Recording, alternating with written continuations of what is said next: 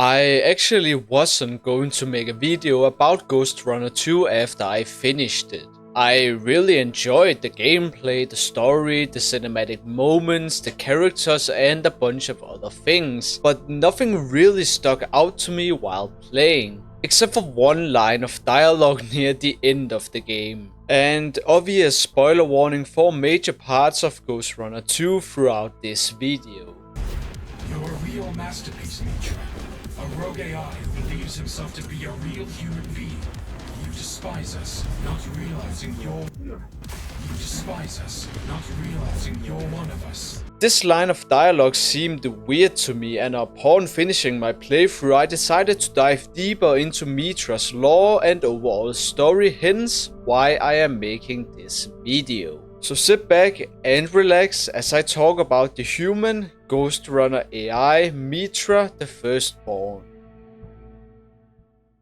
So not much is actually known about Mitra, considering how big of a role he plays as the main antagonist of Ghostrunner 2. We of course do know some basic things about Mitra, like he's a Ghostrunner like our main character Jack, and that he, just like Jack, has free will when it comes to thinking and talking. Mitra is also quite old, with him being the first Ghostrunner that was ever created by Mara and Adam, where his primary purpose was to serve Adam as an augmented killing machine. Mitra, unlike any Ghostrunner created after him, was human, where his name was Gyges. After stealing something from Adam, he was afterwards placed in solitary, where Mara and Adam took everything Gyges held dear to his heart and, of course, also turned him into a Ghostrunner.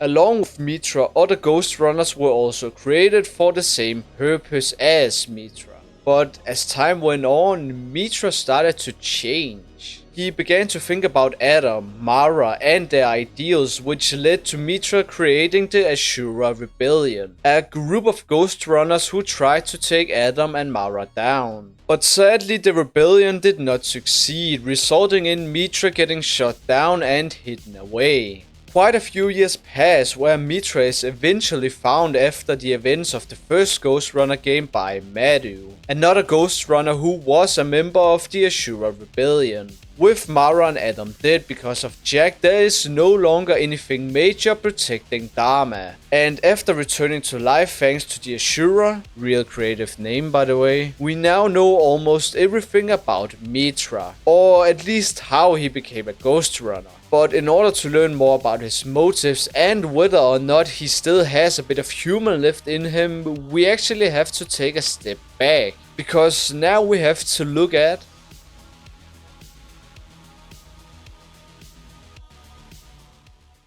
we know because of the first cutscene that plays when you start a new game that Mitra and the rest of the Ashura wants to take revenge on Dharma and its citizens for creating the Ghostrunners. Yet despite this clear lust for revenge, after getting brought back to life inside of Dharma, everyone in the Ashura, except for Iron Man of course because you kill him, leave the Tower of Dharma to the outside. But why? I mean, they were already inside the tower, why couldn't they just, take revenge? Well, all of that has to do with Bushido. Now, what is Bushido? Well, Bushido is a set of physical rules that is programmed into every Ghostrunner. It's primarily there for the sole purpose of protecting Adam and the people of the tower from the Ghostrunners. Though it's not the sort of protection that someone might expect it to be. It's more something that prevents the Ghostrunners from physically turning off the tower. A good example of this is when Connor is killed off by Mitra. So it must mean that Bushido was not meant to protect individuals from the Ghostrunners. Or I have completely misunderstood the concept of Bushido, and if that is the case then feel free to let me know down in the comments. So the reason that the Ashura flees to the post-apocalyptic world called the Outside is so that they can use Mitra software to turn off Bushido. And this is why we get to play the hero by taking down a bunch of creatures, killing a worm, and arriving too late to stop the Ashura. Now free from Bushido, they make their way to the tower. We befriend one of the Ashura, make it back to the tower, kill Mardu, kill a bunch of enemies, and at the end kill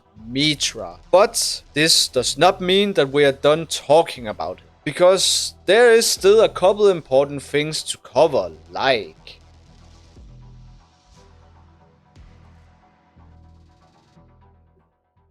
I must warn all of you watching right now that we have arrived at a topic that I don't have a direct answer to. Meaning that I have to go off speculation in order to talk about this. Now, after turning into the first Ghostrunner, Gaiji should at that point be dead or gone, at least if we go off the dialogue that Mitra has after getting activated. So with this in mind, what is it that made Mitra rebel against Adam and Mara? Well, I have two primary thoughts on this question, with the first one being Mitra simply remembered or got access to his old memories. We have to remember that Mitra was once human with a human brain that then got augmented thanks to Mara. But maybe due to his free will and past, he was able to recover those lost memories and remember what Mara and Adam did to him and his family. This, at least in my opinion, makes sense, especially if brain augmentation only locks memories away instead of completely deleting them.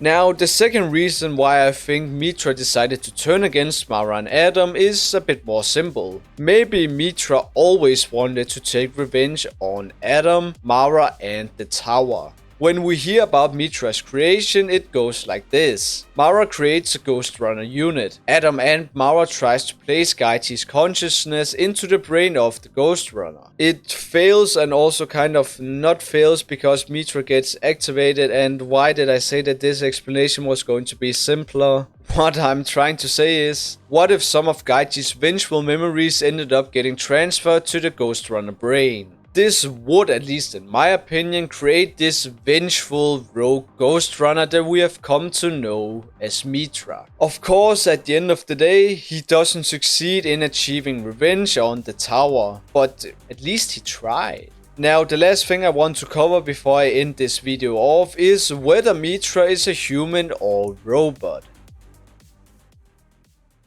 Now, I think that there is enough evidence and speculation to back off both opinions. But let's start with the things that makes Mitra a robot. Well, first of all, he is a Ghostrunner, an augmented human made of mostly mechanical or cybernetic parts. He, to a certain extent, cannot hurt the people of the tower, and has at least once showed loyalty and obedience towards his creator. He can use powers like invisibility and wind. He can probably run on walls, but definitely survive very tall falls. Oh, and you of course cannot forget about his robot voice. That is about everything when it comes to Mitra being a robot. So let's move on to the things that makes Mitra human. Well, first of all, he has free will and a mind of his own. He can communicate with others without someone controlling the things he says. He displays human emotions like anger, and a bit more anger, along with arrogance. And he might also have human thoughts from his former self if we go off the idea of Gaiji's vengeful thoughts getting transferred into the Ghostrunner.